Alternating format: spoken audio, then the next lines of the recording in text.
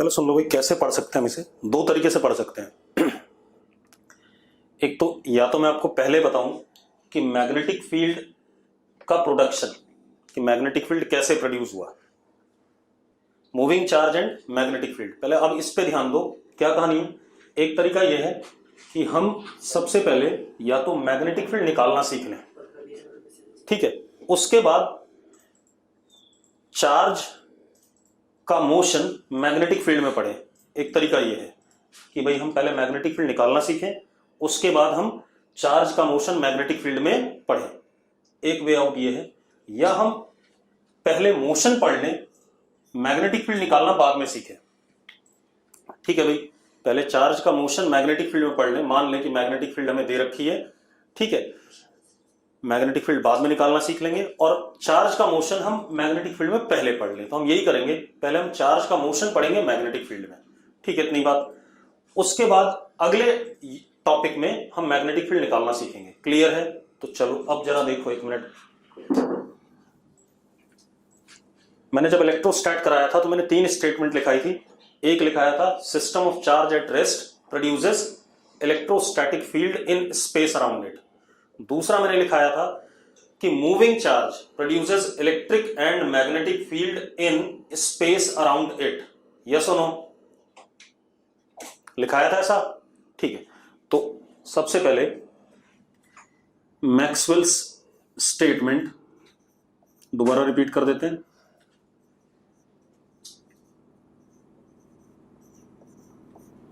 Maxwell's statement, पहला statement, system of charge at rest produces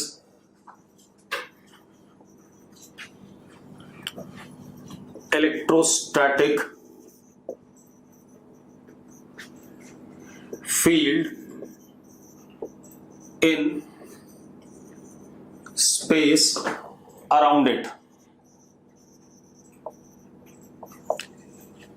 ये हम कर चुके हैं पूरे इलेक्ट्रोस्टैट वाले चैप्टर में, ठीक है, इतनी बात कि हमारे पास सिस्टम ऑफ चार्ज रेस्ट पे था तो उसने अपने आसपास क्या प्रोड्यूस करा?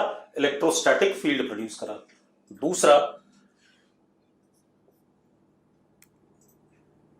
System of charge in uniform motion. Uniform motion मतलब constant velocity. System of charge in uniform motion produces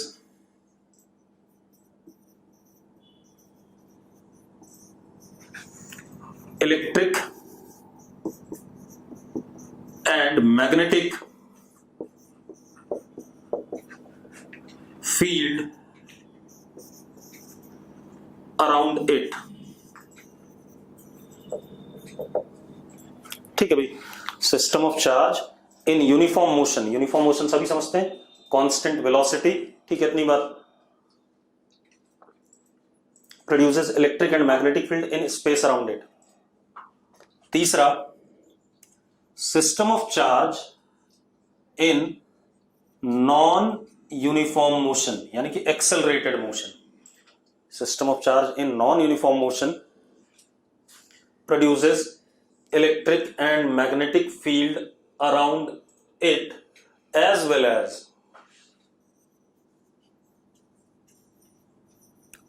radiates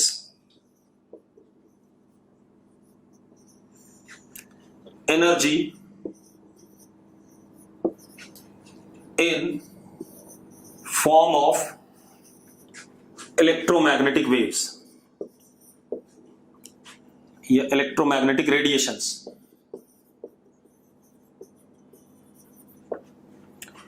ठीक है, इतनी बात। इलेक्ट्रिक और इलेक्ट्रोस्टैटिक के बीच में क्या अंतर है? आयुष लाइव लेक्चर करता नहीं था शायद, मैंने तब भी बताया था कि इलेक्ट्रिक और इलेक्ट्रोस्टैटिक का मतलब है, इलेक्ट्रोस्टैटिक का मतलब यह है कि सिस्टम ऑफ चार्ज रेस्ट पे ही है। मैं इलेक्ट्रिक वर्ड भी कई बार यूज कर लेता हूं उसके लिए, ठीक है, लेकिन अगर सिस्टम ऑफ चार्ज मोशन में है तो मैं कभी यहां इलेक्ट्रोस्टैटिक वर्ड यूज नहीं करूंगा। आयुष, अगर चार्ज मोशन में है तो मैं कभी भी इलेक्ट्रोस्टैटिक वर्ड यूज नहीं करूंगा उसके लिए, फील्ड के लिए।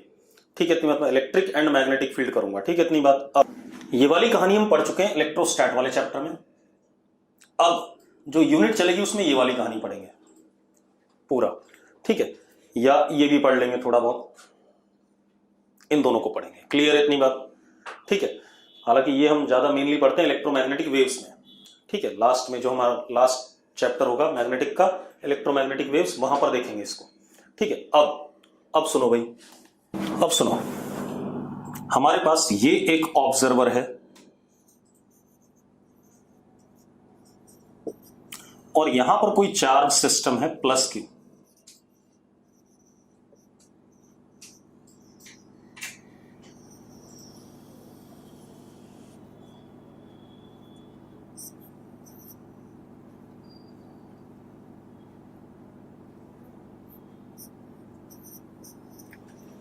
ठीक है भाई, अब एक चीज देखो, अगर position vector r remains constant,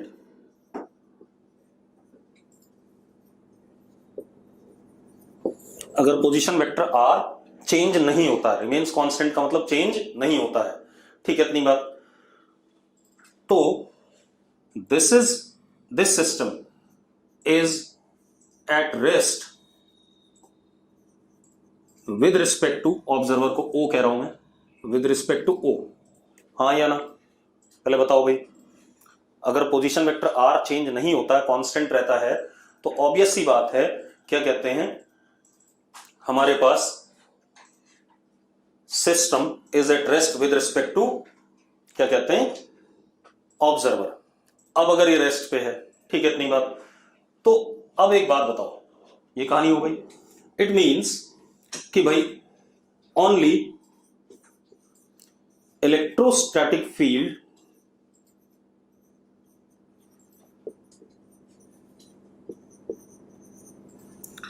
due to system of charge is observed by observer। बात क्लियर है? मैंने क्या कहा, इस ऑब्जर्वर के लिए सिस्टम ऑफ चार्ज रेस्ट पे है, तो ऑब्जर्वर सिर्फ क्या ऑब्जर्व करेगा, क्या ऑब्जर्व करेगा, क्या कहते हैं, ऑब्जर्वर ऑब्जर्व करेगा सिर्फ इलेक्ट्रोस्टैटिक फील्ड। ठीक है, इतनी बात। अब इसके बाद, अब अगर मैं कहूं R changes with respect to time, तो मैं कहूंगा electric and magnetic field due to system of charge is observed by observer. Yes और नो?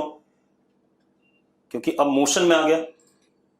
ठीक है भाई, इतनी बात हो गई।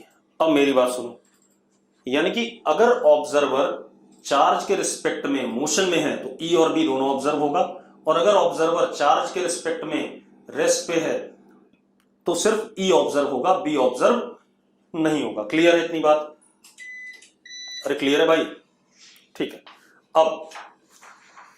अब हमने क्या पढ़ना है, हम पहले मैग्नेटिक फील्ड प्रोडक्शन हमें पता चल गया, किसकी वजह से, मूविंग चार्ज की वजह से। कहीं भी चार्ज अगर मोशन में है तो मैग्नेटिक फील्ड क्या हो रहा है, प्रोड्यूस हो रहा है इन स्पेस अराउंड इट। इलेक्ट्रिक भी प्रोड्यूस हो रहा है एज वेल एज मैग्नेटिक भी प्रोड्यूस हो रहा है। यस और नो? यस और नो, जल्दी बोलो। ठीक है, अब तो हम मैग्नेटिक फील्ड कितना प्रोड्यूस हो रहा है ये नहीं निकालेंगे अभी, हम सिर्फ मैग्नेटिक फील्ड आपको बता देंगे है, और आपको फोर्स बताना होगा किसी भी मूविंग चार्ज के ऊपर। पहले ये बात करेंगे। ठीक है, तो अब जरा देखो, एक एक्सपेरिमेंट करते हैं।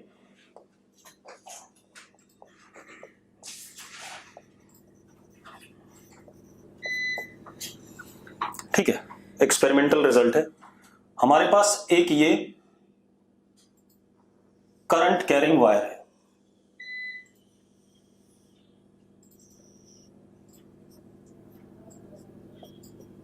DC current. ठीक है, करंट कैरिंग वायर है। इसके पास में मैंने यहां पर एक चार्ज पार्टिकल रख दिया रेस्ट पे, ठीक है, charge particle at rest. Now it is observed that charge particle remains at rest. मतलब चार्ज पार्टिकल जैसा रखा था वैसे ही पड़ा रह गया, कुछ चेंजेस नहीं आए, रिमेन्स एट रेस्ट. यहां से एक चीज आती है कि नेट फोर्स जो चार्ज पार्टिकल पे लगा, न्यूटन्स फर्स्ट लॉ, रेस्ट वाला पार्टिकल रेस्ट पे रह गया तो नेट फोर्स चार्ज पार्टिकल पे जीरो है. यस और नो? इतनी बात क्लियर होती कि नहीं होती? एक्सपेरिमेंटल था भाई कि एक करंट कैरिंग वायर थी, उसके पास में एक चार्ज रखा हुआ था, वो रेस्ट पे था तो रेस्ट पे ही रह गया. अब खेल क्या है? अब यहां देखो, दो तरीके हो सकते हैं. Current carrying wire do contain moving charge. हाँ या ना भाई? पॉजिटिव चार्ज ऊपर की तरफ जा रहा होगा, ठीक है. मैंने क्या कहा? Current carrying wire do contain moving charge, ठीक है. अब करंट कैरिंग वायर के पास मूविंग चार्ज है, ऊपर की तरफ पॉजिटिव चार्ज वीडी वेलोसिटी से जा रहा है, ठीक है. It means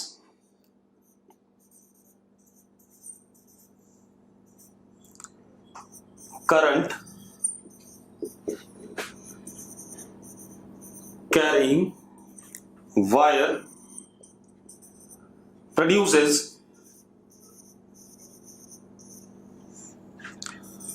magnetic field in space around it. ये मतलब आता है कि नहीं आता है? मैं इसमें कोई डाउट हो तो बता दो भाई. करंट कैरिंग वायर में मूविंग चार्ज है तो वो अपने आसपास मैग्नेटिक फील्ड जरूर प्रोड्यूस करेगा. यही मैक्सवेल ने कहा था सेकंड स्टेटमेंट में. अरे यस और नो? मैंने क्या करा, एक एक्सपेरिमेंट लिया, एक करंट कैरिंग वायर ली जिसमें डीसी करंट फ्लो कर रहा है, ध्यान सुन लो. उसके पास एक टेस्ट चार्ज रखा, टेस्ट चार्ज रेस्ट पे था. पाया क्या गया? टेस्ट चार्ज हमेशा के लिए रेस्ट पे रहा. हमेशा के लिए रेस्ट पे रहा मतलब टेस्ट चार्ज पे कोई फोर्स नहीं लगा. अब एक बात देखो, करंट कैरिंग वायर में ड्रिफ्ट वेलोसिटी से चार्ज मूव करता है कि नहीं करता है? अगर चार्ज मूव करता है, ठीक है, इतनी बात, तो current carrying wire do contain moving charge. It means current carrying wire अपने आसपास मैग्नेटिक फील्ड प्रोड्यूस करेगा. यहां तक कोई दिक्कत है किसी को तो बता दो भाई, फटाफट जल्दी बोलो. नहीं, ठीक है. अब देखो, नेट फोर्स जीरो कह रहे हैं. यहां पर दो केसेस आ सकते हैं. पहला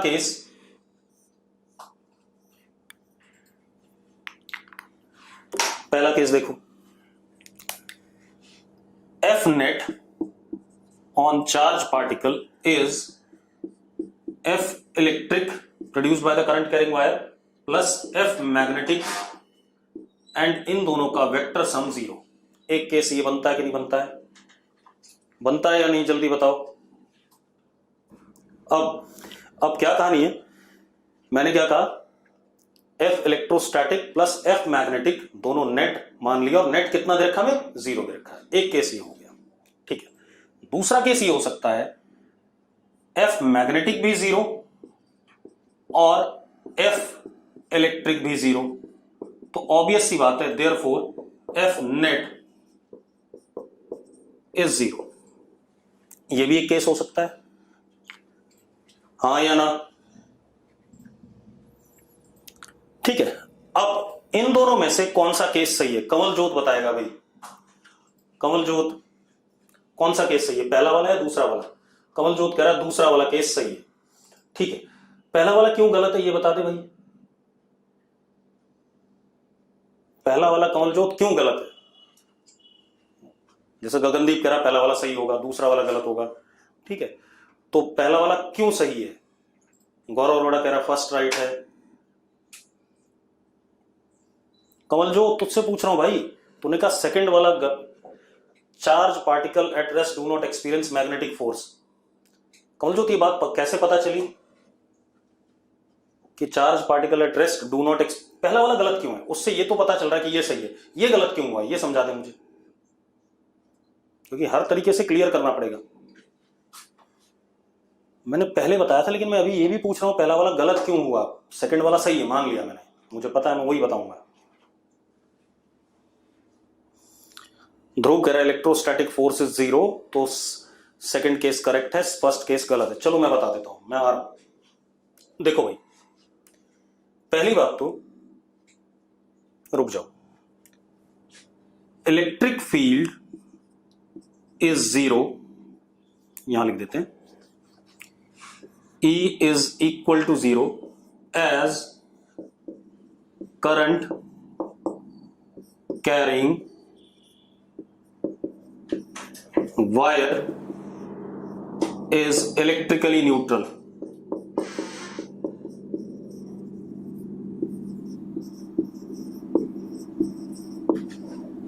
Current carrying wire is electrically neutral. ठीक है भाई, क्लियर है मेरी बात, समझ में आ गई कि E इसलिए 0 है, इस करंट कैरिंग वायर का कोई इलेक्ट्रिक फील्ड अपने आसपास नहीं होगा, क्योंकि हमने पहले भी पढ़ा हुआ है इलेक्ट्रोस्टैटिक वाले चैप्टर में कि current carrying wire is electrically neutral. Clear है? तो E 0 हो गया। अब अगर E 0 हो गया तो ऑब्वियस सी बात है ये FE 0 हो गया। अब FE 0 हो गया, ठीक है, इतनी बात। और F नेट भी 0 है, F नेट भी 0 है और FE 0 है, तो FB को भी क्या होना पड़ेगा? 0 होना पड़ेगा कि नहीं होना पड़ेगा? यस और नो? बोलो भाई, FB को 0 होना पड़ेगा कि नहीं? अब मजेदार बात देखो, यानी कि ये केस हमारा करेक्ट है, ठीक है, इतनी बात। यहां से कंक्लूजन क्या आया? यहां से कंक्लूजन यह आया that charge at rest do not experience, आप रिजल्ट मत बताया करो, कंक्लूजन कैसे आया वो देखा करो। That charge at rest do not experience magnetic force. Rest वाला चार्ज मैग्नेटिक फोर्स कभी भी एक्सपीरियंस नहीं करेगा। अब और अच्छा एक्सप्लेन कर देता हूं। बेटा एक बात बताओ, मैं 11th क्लास से बात बोलता जा रहा हूं कि जो सिस्टम जैसी फील्ड प्रोड्यूस करता है वैसी फील्ड वो एक्सपीरियंस करता है। एक बात बताओ, रेस्ट वाला चार्ज मैग्नेटिक फील्ड प्रोड्यूस कर सकता है क्या? जल्दी बोलो, रेस्ट वाला चार्ज मैग्नेटिक फील्ड प्रोड्यूस कर सकता है? नहीं कर सकता। तो वो रेस्ट वाला चार्ज मैग्नेटिक फील्ड एक्सपीरियंस भी नहीं कर सकता। ये लॉजिक है एक्चुअल में भाई। रेस्ट वाला चार्ज अगर मैग्नेटिक फील्ड प्रोड्यूस नहीं कर सकता तो it means it will not experience magnetic field, मतलब मैग्नेटिक फील्ड प्रोड्यूस नहीं कर सकता तो कोई और मैग्नेटिक फील्ड एक्सपीरियंस भी नहीं करेगा। ऐसे ही बताया था मैंने, अरे हां या ना? ठीक है, तो आप इस बात को लिख लो, since charge at rest do not produce magnetic field, therefore it will not experience any other magnetic field। ठीक है, any other magnetic field. Clear है भाई? ठीक है बेटा, कोई दिक्कत नहीं। अब एक और चीज, अब दूसरा एक्सपेरिमेंट लेते हैं यहीं पर।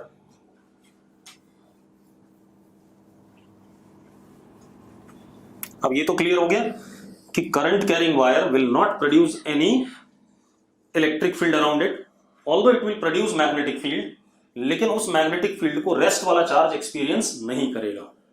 अब एक और चीज देखते हैं भाई। मैंने क्या करा, ये प्लस क्यू चार्ज है, इसको अंदर की तरफ वेलोसिटी v वेक्टर दे दिया या बाहर की तरफ वेलोसिटी v वेक्टर दे दिया, या तो इस प्लेन के अंदर या इस प्लेन के बाहर, ऐसे दे दिया। सेकंड केस ले रहा हूं, ठीक है। अब मजेदार बात देखो, ठीक है, एक्सपेरिमेंटल है तो ऑब्जर्वेशन क्या है? it is observed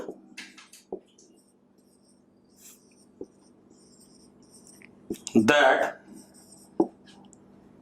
no deflection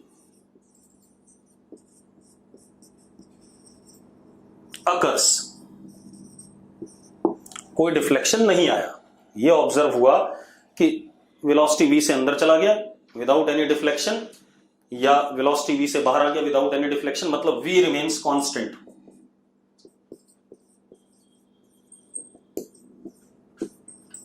again Newton second law, अगर सॉरी फर्स्ट लॉ, अगर वेलोसिटी कांस्टेंट रहती है तो नेट फोर्स क्या हो गया? जीरो।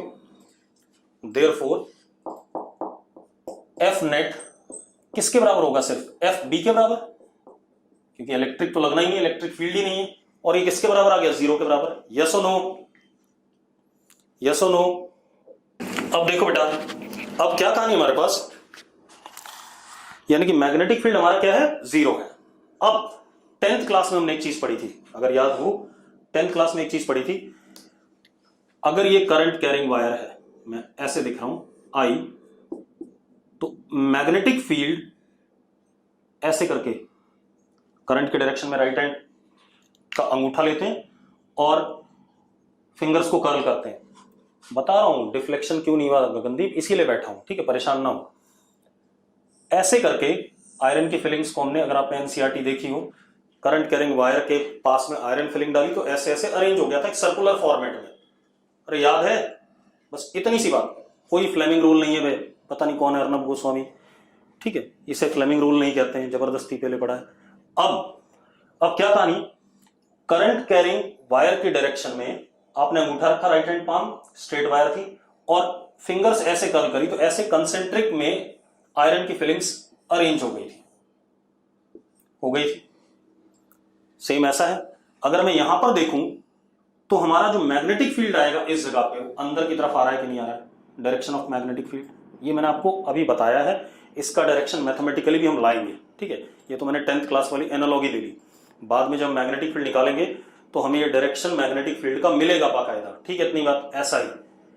अरे बात समझ में आ रही है? ये आपको अभी मैंने याद करने के लिए बोला है कि 10th क्लास में आपने पढ़ा होगा, करंट कैरिंग वायर के अलोंग राइट हैंड पाम का अंगूठा रख दो और फिंगर्स को ऐसे कर्ल करो, ठीक है, इतनी बात। तो ऐसे क्या कहते हैं, हमारा मैग्नेटिक फील्ड का डायरेक्शन होता है। अब तो मैग्नेटिक फील्ड इस वाले करंट कैरिंग वायर के लिए अंदर की तरफ हो गया।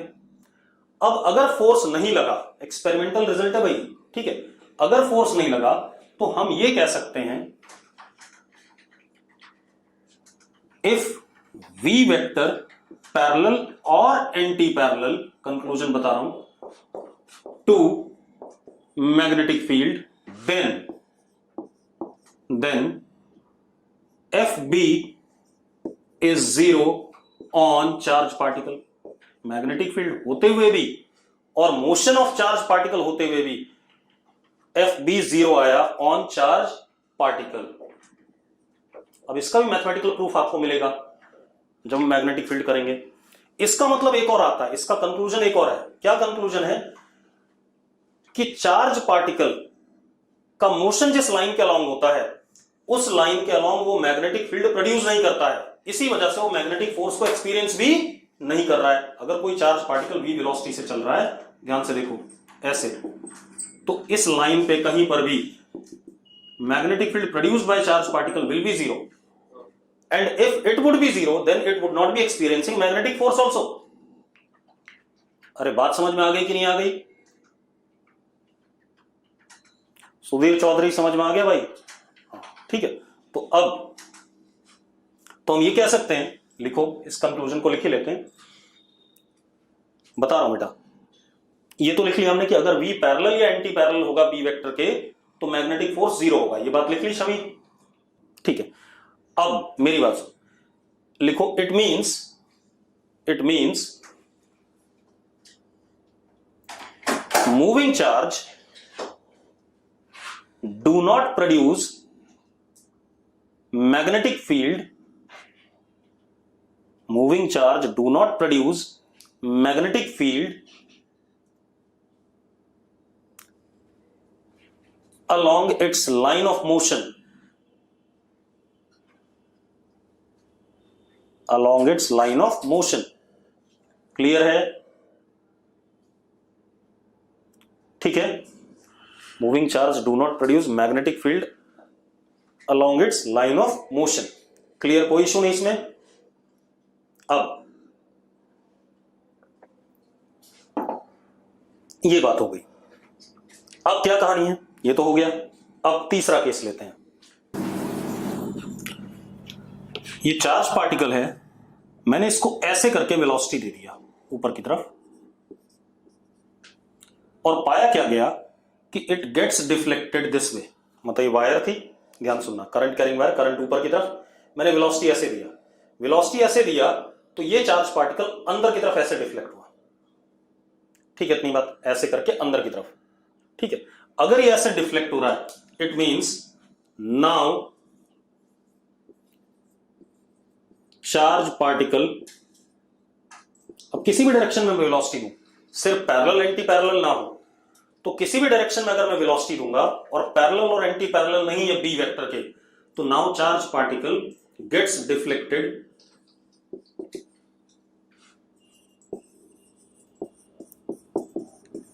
that is it experiences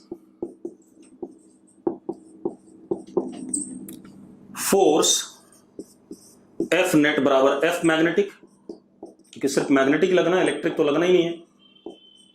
हाँ या ना?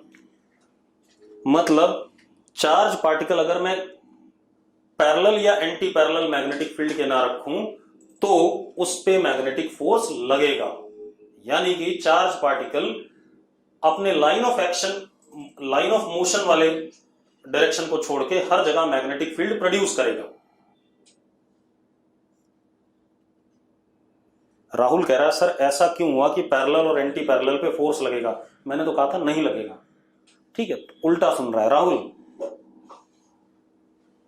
और मैंने 4 बार लिखा ये बात, बार बार लिखा रहा था। राहुल भाई, जब चार्ज पार्टिकल मैग्नेटिक फील्ड के पैरेलल एंटी पैरेलल होगा तो फोर्स नहीं लगेगा, ये बोला था मैंने। तू लिख रहा है लगेगा, ऐसे कैसे लिख सकता है? मैंने सिर्फ ये कहा अगर चार्ज पार्टिकल का डायरेक्शन बी वेक्टर के पैरेलल या एंटी पैरेलल नहीं होगा तो उस पे फोर्स लगेगा और वो डिफ्लेक्ट हो जाएगा। ठीक है, इतनी बात। अब इतनी बात हो गई, अब हम जरा मेन काम पे आते हैं। इन तीनों एक्सपेरिमेंट से मुझे एक बात पता चली, force on moving charge in magnetic field. क्या पता चला? Force on moving charge in magnetic field B vector. ठीक है, अब जरा देखो, गगनदीप गलत समझता है, बी पैरेलल नहीं था, परपेंडिकुलर था जो मैंने डायग्राम बनाया था उसमें, देख लेना जरा एक बार। अब force on moving charge in magnetic field, अगर हमारे पास फोर्स देखूं, मैंने एक फॉर्मूला लिखा मैग्नेटिक फोर्स का, F B is equal to Q we cross B. इन तीनों केसेस को सेटिस्फाई कर रहा है कि नहीं कर रहा, पहले बता दो मुझे। सोचो भाई, इन तीनों केसेस को सेटिस्फाई कर रहा है? अगर v 0 है यानी कि चार्ज रेस्ट पे है तो फोर्स 0 हो गया। अगर v पैरेलल या एंटी पैरेलल है तो भी फोर्स 0 हो गया। अदरवाइज फोर्स लग रहा है कि नहीं लग रहा, पहले बता दो मुझे। यस और नो? मन की रत करिए यस। ठीक है, अब एनालाइज कर लेते हैं इसे। देखो, ये प्लस क्यू है, ये v वेलोसिटी, चार्ज पार्टिकल ऐसे जा रहा है, मान लो मैग्नेटिक फील्ड ऐसा है। ठीक है, अब जरा ध्यान से देखो, तो जो फोर्स का डायरेक्शन आएगा, ठीक है इतनी बात, वो कैसा आएगा? डॉट आएगा, v cross b, cross product of two vectors. हाँ या ना? अरे आ रहा है कि नहीं आ रहा है? v की तरफ हाथ रखो और उसको कर्ल करो किधर की तरफ? b की तरफ। तो अंगूठा किधर आया? बाहर आया कि नहीं आया? तो एफ बी इज आउटवर्ड्स। आ रहा है कि नहीं आ रहा, पहले बता दो मुझे। इस केस में तो आउटवर्ड आ रहा है कि नहीं आ रहा है? यस और नो? ठीक है, अगर यहीं पर ये नेगेटिव चार्ज पार्टिकल होता, ध्यान से देख लेते हैं, सेम,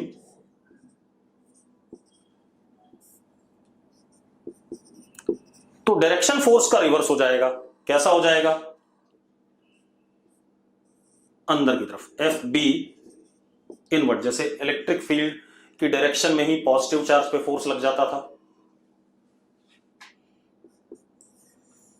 किसी बच्चे ने लिखा, पहले एक बात बताओ यार, ये इक्वेशन कितने लोगों को डाउट है, जल्दी से बताओ।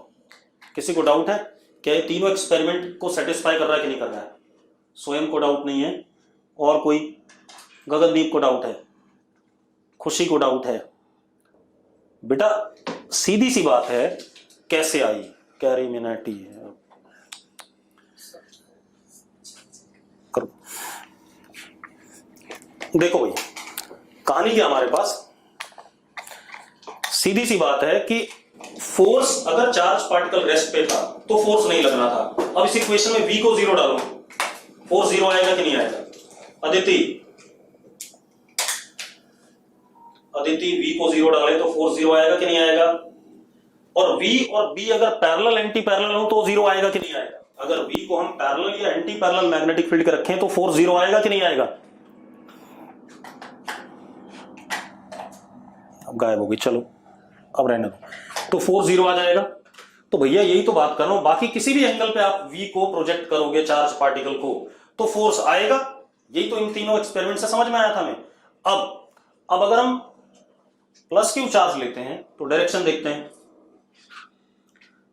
हर्षित कह रहा है इक्वेशन एम्पेरिकल है। नहीं, एम्पेरिकल नहीं है, बाद में जाके प्रूव हो जाएगी, परेशान ना हो, ठीक है। अब क्या कहानी है, कोई चीज फिजिक्स में एम्पेरिकल नहीं होती भाई, ठीक है, केमिस्ट्री में होती है, यहां नहीं होता कुछ।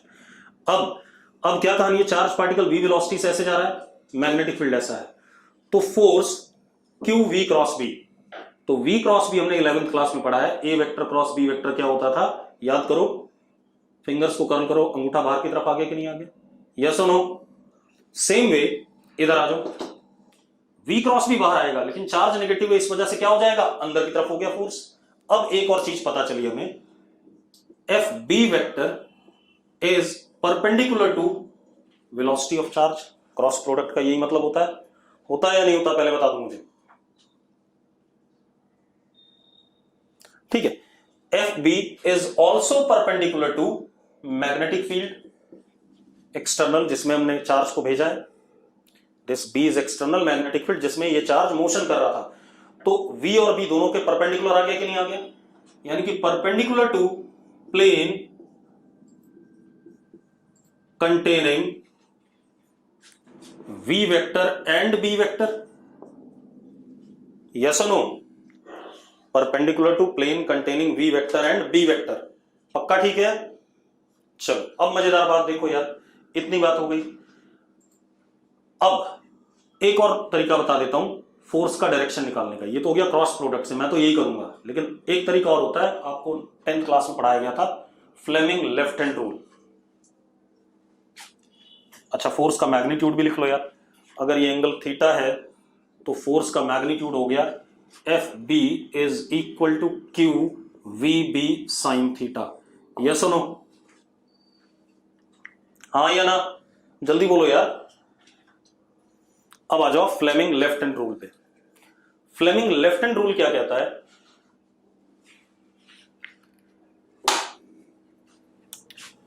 टेंथ क्लास में आपने पढ़ा होगा।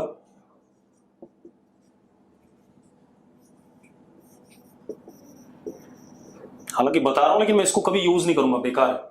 फ्लेमिंग लेफ्ट हैंड रूल, आपका लेफ्ट हैंड है, उसमें middle finger is what, velocity. मैं लिख देता हूं,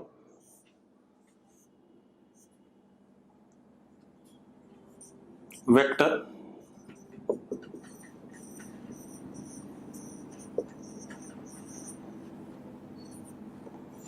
ये जो इंडेक्स फिंगर है ये हमारा मैग्नेटिक फील्ड,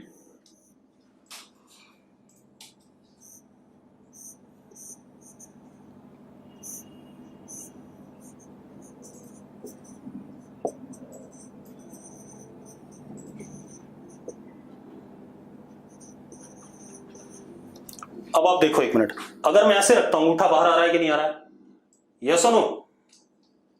चेक करो भाई। अरे भाई अंगूठा बाहर की तरफ आ रहा है कि नहीं आ रहा है, चेक करो। अगर पॉजिटिव चार्ज है और नेगेटिव होगा तो अंदर कर देंगे। तो बाहर की तरफ हमारा क्या आ रहा है, dot is what, thumb is direction of what? Force.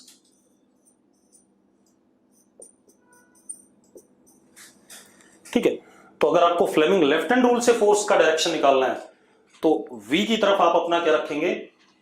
Middle finger, B की तरफ इंडेक्स फिंगर, अंगूठा आपका बाहर की तरफ आ गया मैग्नेटिक फोर्स। उससे अच्छा तो यही है कि आप right hand thumb rule cross product का लगा लो। V cross B gives us what? Resultant vector. Resultant vector is FB। ठीक है, इतनी बात हो गया क्लियर। अब मजेदार बात क्या देखिए, देखो एक मिनट।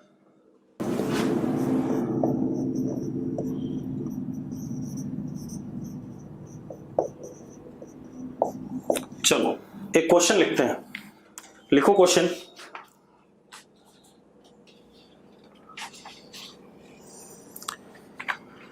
चार्ज पार्टिकल को हमने मैग्नेटिक फील्ड में प्रोजेक्ट करा।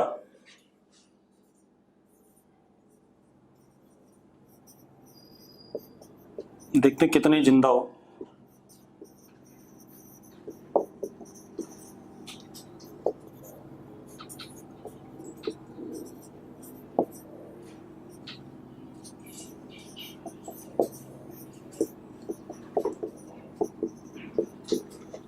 ऐसा यूनिट मैग्नेटिक फील्ड की टेस्ला होती है, वो तो अभी डिफाइन कर लेंगे, कोई बात नहीं। चार्ज पार्टिकल को हमने मैग्नेटिक फील्ड में प्रोजेक्ट करा 3i कैप + 7j कैप। ठीक है, इतनी बात, into 10⁻³ Tesla. Acceleration of charge particle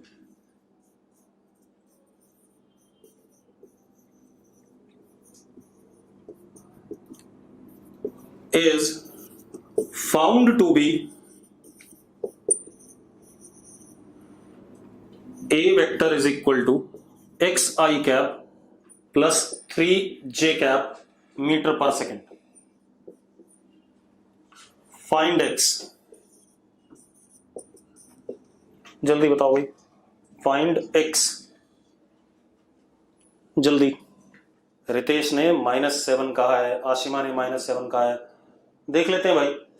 अब मजेदार बात देखो, ऊपर ही लिखा है फोर्स जो भी आएगा वो बी के परपेंडिकुलर होगा। फोर्स जो होगा वो बी के परपेंडिकुलर आएगा, मतलब acceleration of charge particle will be also perpendicular to B. हाँ या ना?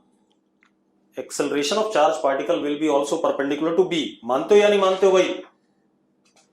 और अगर एक्सेलरेशन चार्ज पार्टिकल के perpendicular, acceleration of charge particle is perpendicular to B, then A dot B is what? 0। ये दोनों वेक्टर का डॉट प्रोडक्ट क्या होगा? 0 होगा। तो 0 कर दो भाई। कितना आ गया? 3x + 3 × 7 is equal to 0। Dot product में ये हो जाएगा सीधे सीधे ax bx ay by। ठीक है, इंटू 10⁻³ लिखना हो लिखो, ना लिखना हो ना लिखो। 3 से 3 गया, x comes out to be -7। Yes और नो? अरे यस और नो? सिंपल सा क्वेश्चन है। अब थोड़ा सा और बात करते हैं। अब बहुत बढ़िया सी बात पता चली हमें कि ये जो मैग्नेटिक फोर्स है ये V के भी परपेंडिकुलर है, B के भी परपेंडिकुलर, और प्लेन जिसमें V और B है उसके भी परपेंडिकुलर है। इससे पता क्या चलता है? FB is centripetal force always.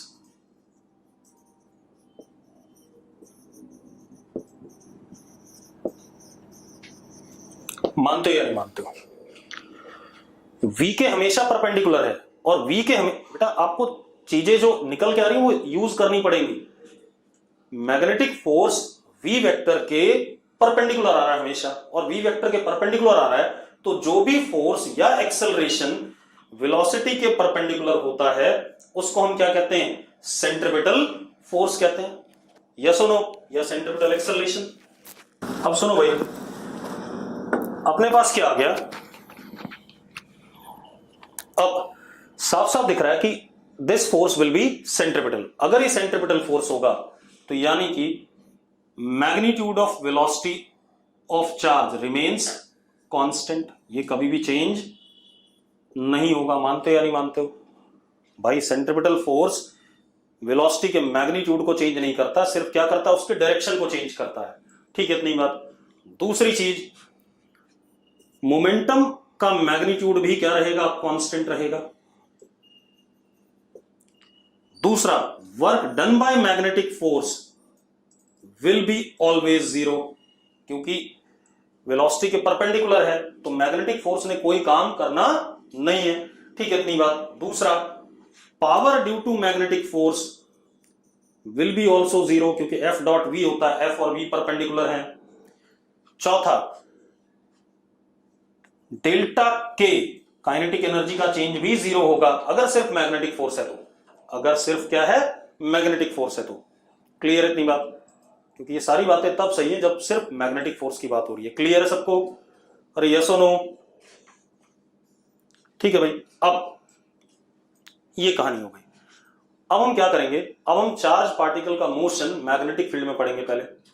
ठीक है, उसके बाद हम पढ़ेंगे मैग्नेटिक प्लस इलेक्ट्रिक फील्ड में, क्योंकि इलेक्ट्रिक फील्ड में तो हम पढ़ चुके हैं इलेक्ट्रोस्टैट वाले में। ठीक है, तो चलो एक एक करके बात करते हैं। तो ये ध्यान रखना, वेलोसिटी का मैग्नीट्यूड कांस्टेंट रहेगा। हाँ, वी वेक्टर कांस्टेंट नहीं रहेगा, डी वेक्टर कांस्टेंट नहीं रहेगा, लेकिन इसका मैग्नीट्यूड कांस्टेंट रहेगा।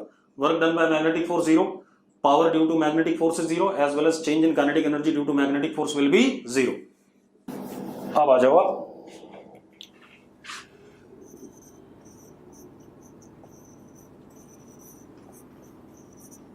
motion of charge particle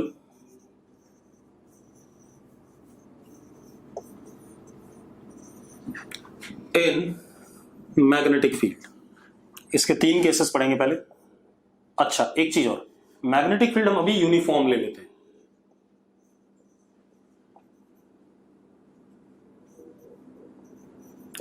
ठीक है, नॉन यूनिफॉर्म होगा तो वैसे ही देख लेंगे, कोई दिक्कत नहीं। यूनिफॉर्म मतलब मैग्नेटिक फील्ड का ना मैग्नीट्यूड बदलेगा ना डायरेक्शन बदलेगा। क्लियर है? क्लियर है भाई? ठीक है, अब सुनो मेरी बात। Case 1, plus Q projected parallel और anti parallel to B vector with velocity V vector. ये सबसे बेकार सा केस है, कुछ होना ही नहीं है। मैग्नेटिक फील्ड ऐसा है और चार्ज पार्टिकल हमारा प्लस क्यू इसके पैरेलल ऐसे प्रोजेक्ट कर दिया गया।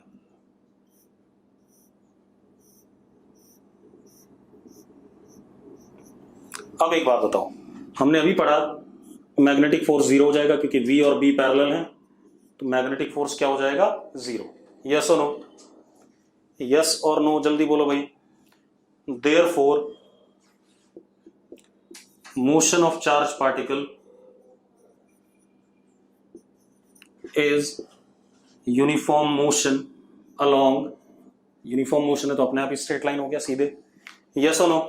सीधी लाइन पे चलेगा कि नहीं चलेगा? अरे वी वेलोसिटी चलता रहेगा। ठीक है,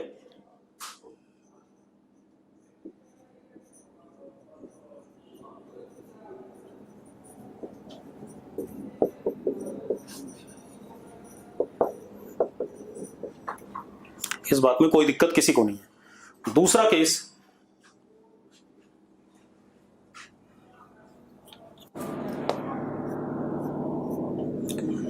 charge particle is projected perpendicular to magnetic field with velocity v। charge particle is projected perpendicular to magnetic field with velocity v। अब मेरी बात ध्यान सुनो, और मैग्नेटिक फील्ड यूनिफॉर्म है ये हमें पता है, मतलब मैग्नेटिक फील्ड चेंज नहीं करेगा। अब पहले मैं डायग्राम बना लेता हूं एक बार, उसके बाद आपको बताता हूं।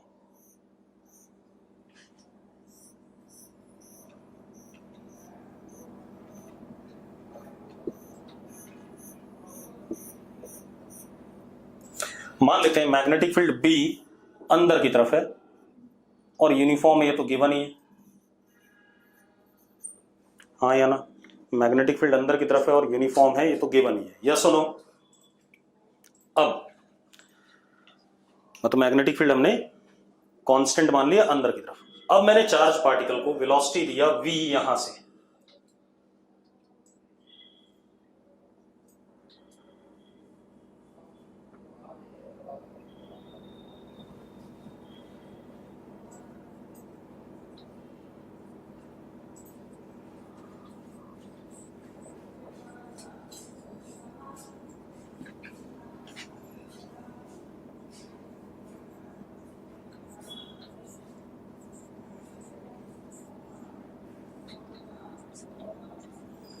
इसको एक्स एक्सिस मान लिया बेटा थोड़ी देर के लिए, थोड़ी देर के लिए क्या मान ही लिया, this is x axis and this one is y axis. तो ये हमारा ओरिजिन हो गया 0 0 at time 0 and charge particle is given velocity v vector v i cap initially as such. ठीक है, इतनी बात ऐसे दे दिया गया। ठीक है, इतनी बात। Charge plus q and mass of charge particle is m, मास तो होगा ही कुछ ना कुछ। ठीक है, अब अगर मैं इस इंस्टेंट पे मैग्नेटिक फोर्स देखूं, magnetic force at this instant, तो मैग्नेटिक फोर्स होता है q v cross b। v ऐसा है, ध्यान से देखना, v ये रहा और b अंदर की तरफ है या नहीं? अरे यस और नो? देखो भाई, अब v क्रॉस b करते हैं तो फोर्स जो आएगा इस वक्त y एक्सिस के अलॉन्ग आएगा कि नहीं आएगा, बताओ जरा मुझे।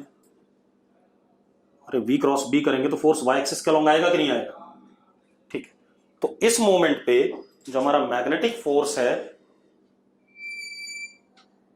That is along y axis. Yes और नो? अब मजेदार बात देखो, ये जो फोर्स है, ठीक है, इतनी बात, दिस एफ बी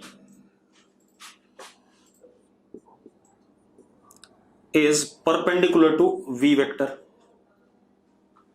हाँ या ना? It is perpendicular to v vector और नॉट? जल्दी बोलो भाई। परपेंडिकुलर टू v वेक्टर है मतलब सेंट्रिपिटल है, तो क्या करेगा, वेलोसिटी का क्या चेंज कराएगा, डायरेक्शन, लेकिन मैग्नीट्यूड चेंज नहीं होगा। तो अगर हम किसी मोमेंट पे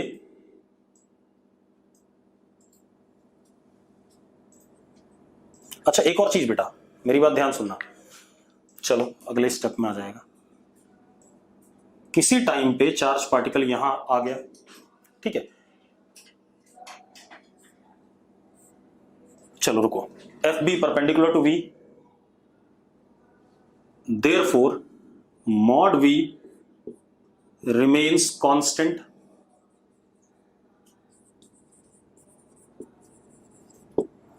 ठीक है, और क्योंकि F B perpendicular to V है, therefore F B is centripetal force.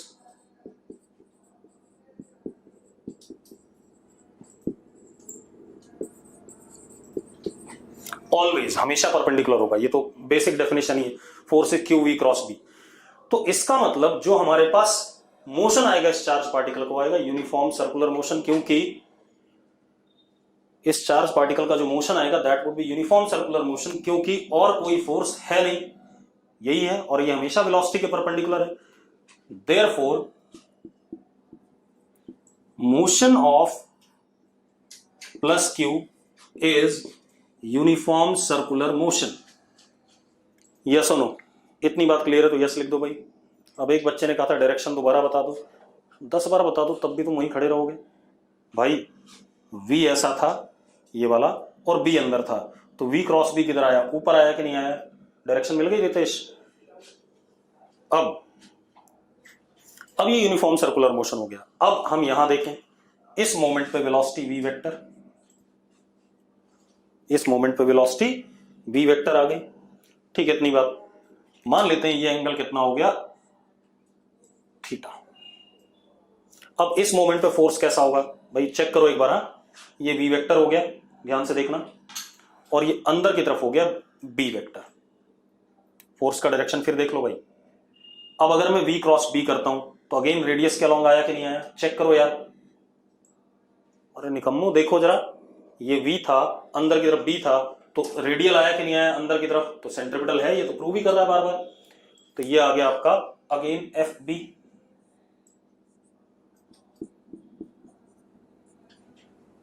हाँ या ना? हो गया। अब टुवर्ड सेंटर, तो इसीलिए सेंट्रिपिटल हो तो अपने आप ही हो गया था क्लियर। अब क्या कहानी हमारे पास, अब अगर हम इस सर्कल का रेडियस जानना चाहें कि जो सर्कुलर मोशन कर रहा है उसका रेडियस कितना है, ठीक है, इतनी बात कर लेते हैं भाई।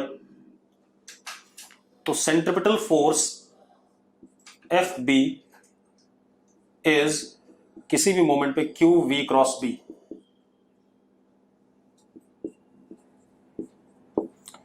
अब v और b हमेशा 90 डिग्री पर है, क्योंकि velocity is perpendicular to magnetic field always.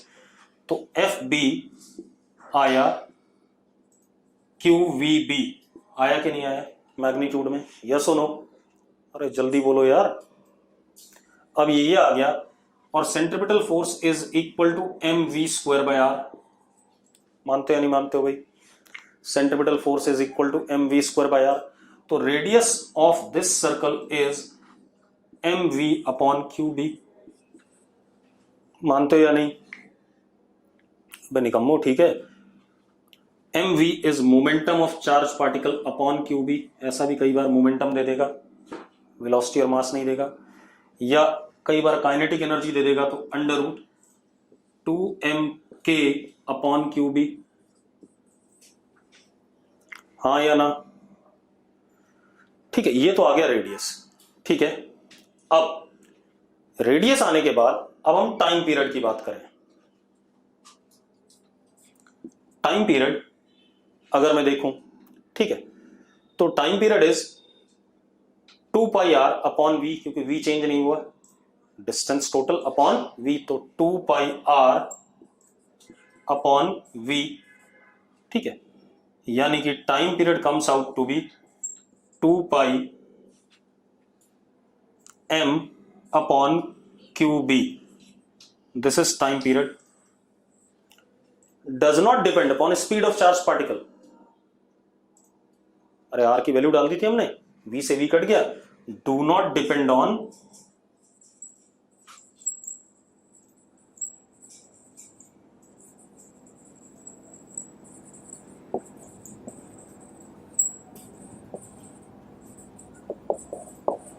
Time period, do not depend upon speed of charge particle. Clear इतनी बात? ठीक है, इसको कल आगे हम पढ़ेंगे, आगे अभी खत्म नहीं हुआ अभी ये यूनिफॉर्म सर्कुलर मोशन वाला खेल। ठीक है, इसको कल भी आगे कंटिन्यू रखेंगे। ठीक है, चलो।